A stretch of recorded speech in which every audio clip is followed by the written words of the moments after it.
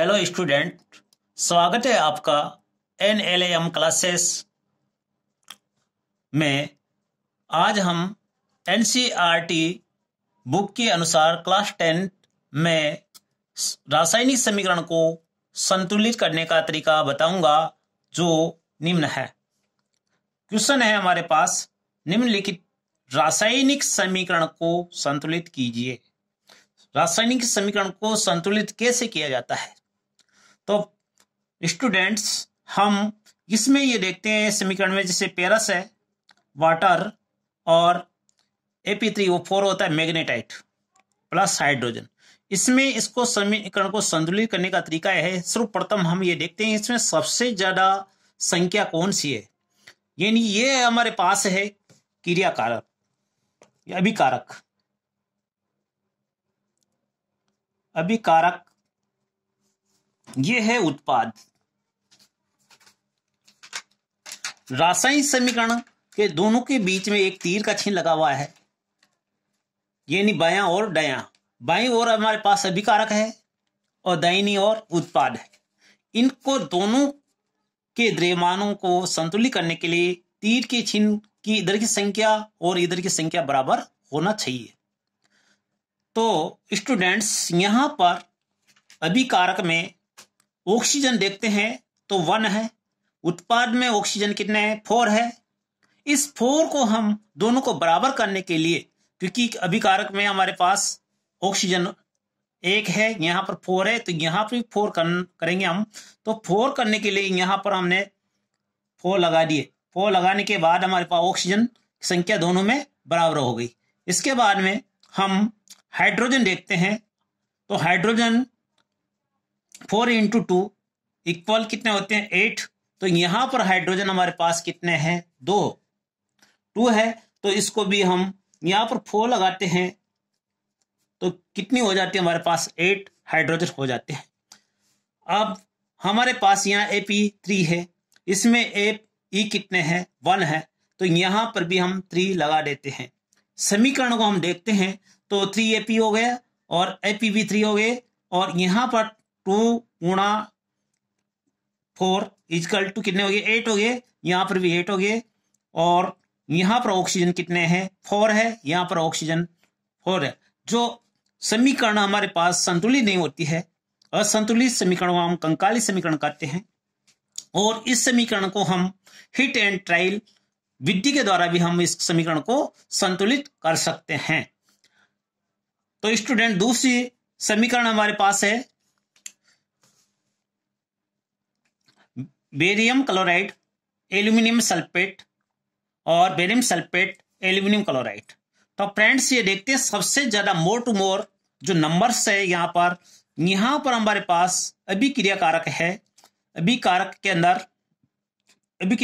अंदर ऑक्सीजन की संख्या 12 है। इधर ऑक्सीजन की नंबर्स देखते हैं, यहां पर 4 है।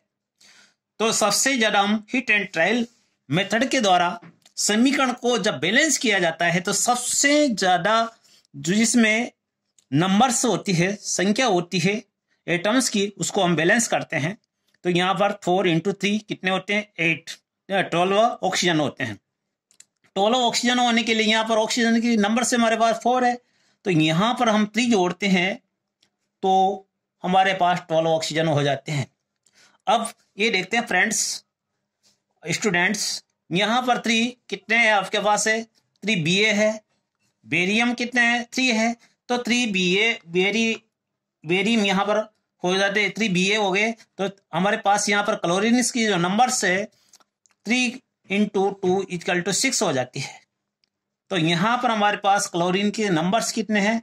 क्लोरीन के नंबर 3 है। इसको हम 6 करने के लिए यहां पर आगे 2 लगा देते हैं। 2 लगाने के बाद हमारे पास अब ये देखते हैं कि हमारी जो कंकाली समीकरण से हिट एंड ट्रायल विधि के द्वारा हमारी समीकरण संतुलित है या नहीं है। देखते हैं, 3 Ba है, 3 Ba हो गए, और यहां पर 3 से हम मल्टीप्लाई करते हैं 2 को, 6 क्लोरीन है।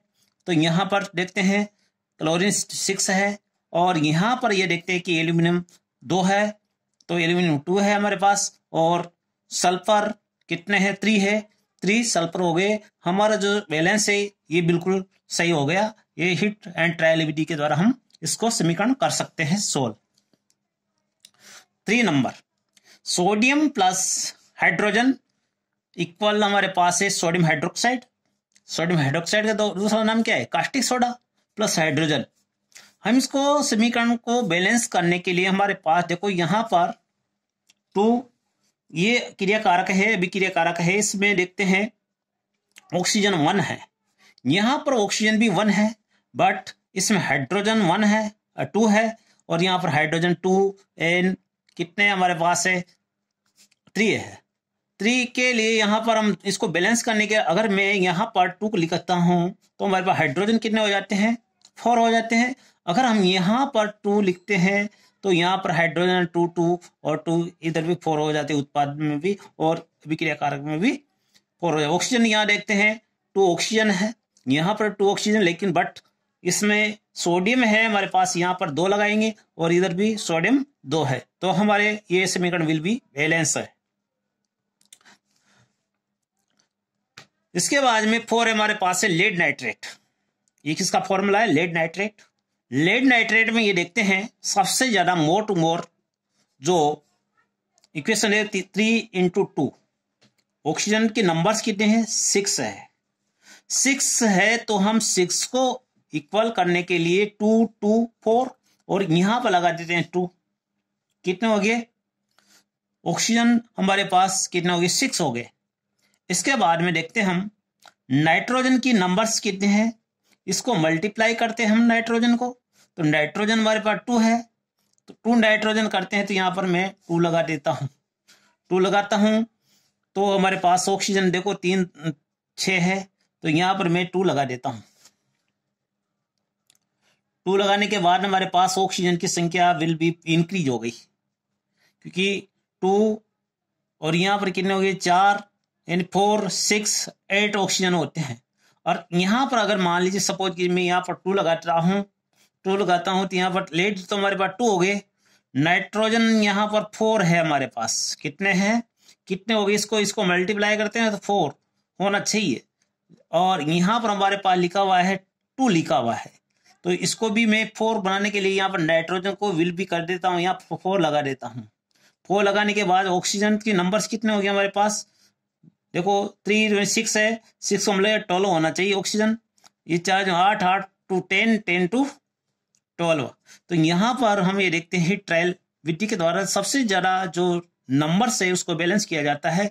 तो यहाँ पर हमारे पास 2 भी हो गए, 2 भी हो गए लेड, और यहाँ पर ऑक्सीजन की जो लेड के बाद में नाइट्रोजन कितने हैं हमारे पास है, इसको मल्टीप्लाई करते हैं तो कितने हो गए? 2 को वहाँ पे 2 से मल्टीप्लाई करते हैं, कितना होता है? 4 होते हैं नाइट्रोजन विल बी सेम है, यानी जो हमारे पास क्रिया कारक है यानी विकारक और उत्पाद की संख्या बराबर है नाइट्रोजन में। और ऑक्सीजन देखते हैं 3 × 2 यानी 6 को 2 से मल्टीप्लाई करते हैं 12 आते हैं, यानी अभिक्रिया कारक में 12 है हमारे पास, तो यानी उत्पाद में 12 ऑक्सीजन होना चाहिए। 2 तो ये हो गया हमारे पास, और इसको 4 × 2 8 8 टू 10 10 टू 12। तो हमारे पास यहां पर देखते हैं ये है अभिक्रिया कारक और ये उत्पाद है, दोनों की संख्या हमारे पास विल बी सेम है।